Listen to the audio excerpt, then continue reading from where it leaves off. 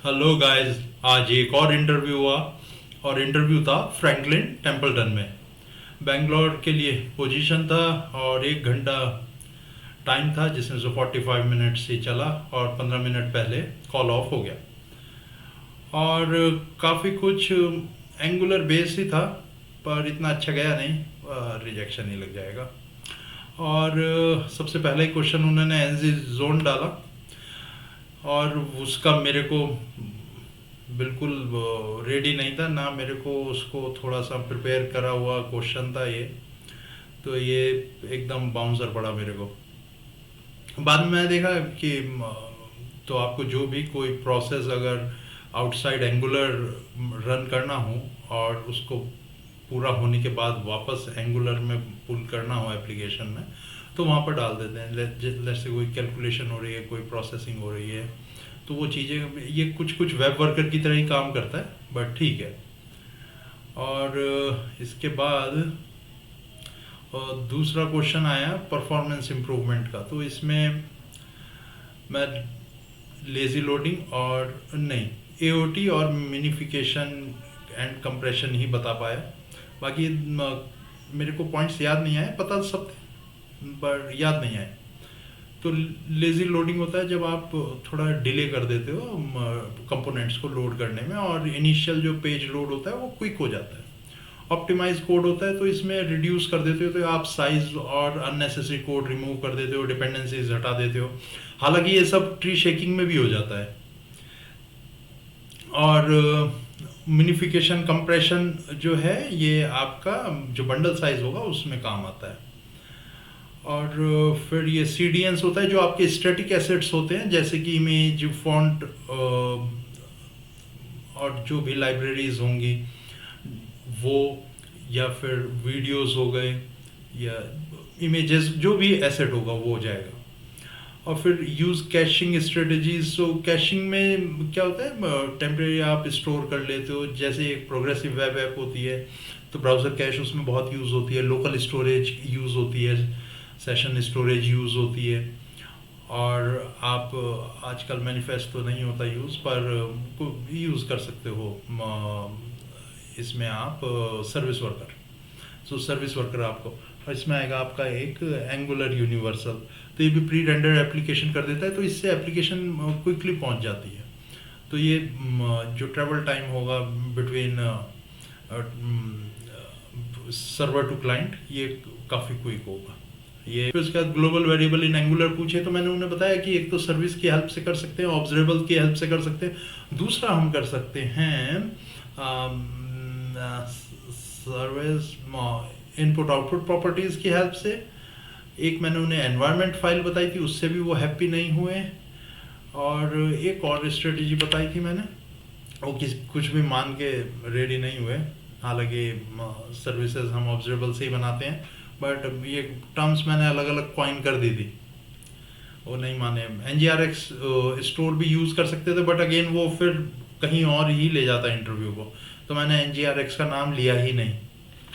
हालांकि NGRX बता सकता था मैं, उतना तो आता है कि इंटरव्यू में बता दूं, पर वो फिर इंटरव्यू दूसरी डायरेक्शन में चला जाता, इसलिए मैंने उन्हें बताना उचित नहीं समझा। और फिर प्राइवेट पब्लिक प्रोटेक्टेड, ये फिर एक घिसा पिटाई, उसने एक्सेस स्पेसिफायर पूछ मारे। प्राइवेट जो होता है वो विद इन क्लास के लिए आता है, पब्लिक आता है जो आउटसाइड क्लास भी आपके वेरिएबल्स यूज हो जाएं, और प्रोटेक्टेड आता है जो इनहेरिटेड क्लासेस और ओन क्लास में ही यूज हो सकें। और फिर उसके बाद टाइप इंटरफेस एब्स्ट्रैक्ट पूछा, तो फिर टाइप इंटरफेस में डिफरेंस भी पूछा, एब्स्ट्रैक्ट इंटरफेस में डिफरेंस पूछा। फिर एब्स्ट्रैक्ट क्या करता है, इंटरफेस इंप्लीमेंट करवाया, वो कर दिया मैंने, टाइप भी हुआ, तो वो सब बना के दे दिया था। बट फिर इसमें डिफरेंस आया, तो टाइप और इंटरफेस में यही था, इंटरफेस को आप एक्सटेंड कर लेते हो, टाइप को नहीं कर पाते हो। और एब्स्ट्रैक्ट जो है ये क्लास है, एब्स्ट्रैक्ट क्लास, तो इसका आप इंस्टेंस नहीं बनाते हो, आप इसे एक्सटेंड ही करते हो हमेशा। और ये काफ़ी कुछ इंटरफेस की तरह ही रहती है, बट इसमें जो है इम्प्लीमेंटेशन इसमें भी नहीं होता है लाइक इंटरफेसेस। इम्प्लीमेंटेशन जो होगा वो उधर ही जाके होगा, एक्चुअल जहाँ भी इसको हम इनहेरिट या एक्सटेंड करेंगे। फिर आया चेंज डिटेक्शन स्ट्रेटजी है, तो फिर ये CDR को वो आधे घंटे तो खींचता रहा भाई। और मैं निकम्मापन शायद उसने पकड़ लिया था, कह रहा इसे आज मैं इधर ही शिकार करूंगा इसका घेर के। भाई वो उसने बहुत पूछा, और वो उसमें आधा इंटरव्यू उसका इसी में गया, CDR में, चेन डिटेक्शन स्ट्रेटजी में। बोला भाई अपडेट जब भी आता है तो पकड़ लेते हैं, कैप्चर करते हैं और अपडेट कर देते हैं रेडी रेंडर। तो उसने बोला नहीं वो तो ठीक है, फिर क्या करते हैं। मैं फिर उसे और बताया, वो नहीं माना। फिर उससे पूछा कि सब कंपोनेंट्स में डालना हो स्ट्रेटजी, तो फिर मैं बताया ऑन पुश कर ले। कह रहा और क्या करेंगे। मैं बोला भाई और मेरे को भी नहीं पता। और इसके बाद उसने बताया हाउ टू स्टॉप CDR। मैं बोला यार लगा देना ना CDR.stop, होगा कुछ ना कुछ। तो कह रहा नहीं होता तो है वो, पर फिर करेंगे। मैं भाई वो मेरे को भी नहीं पता स्टॉप, क्योंकि इसे लगाना खतरे से खाली नहीं है, ये कई बार अननेसेसरी भी एग्जीक्यूट होता रहता। इसके साइड इफेक्ट भी बहुत सारे हैं CDR के। या तो हाँ हमारी बेवकूफ़ियाँ कह लो, हमें लगाना नहीं आता। और फिर उसके बाद उसने और CDR पूछा। अब मैं बोला यार अब मैं क्या ही बताऊँ, मैं चुप बैठ गया। How to achieve virtual DOM. फिर उसने पूछा वर्चुअल डॉम कैसे अचीव करेंगे। तो इवेंचुअली वो वही पूछना चाहता कि वर्चुअल डॉम जैसे इसमें रिएक्ट में होता है, तो यहाँ पे चेंज डिटेक्शन स्ट्रेटजी CDR होता है। बट वो मैं नहीं बता पाया, वो बाद में मेरे को पता चला। पर ठीक था, ठीक है, वो क्वेश्चन उनका वैलिड था। सर्कुलर डिपेंडेंसी पूछी उन्होंने।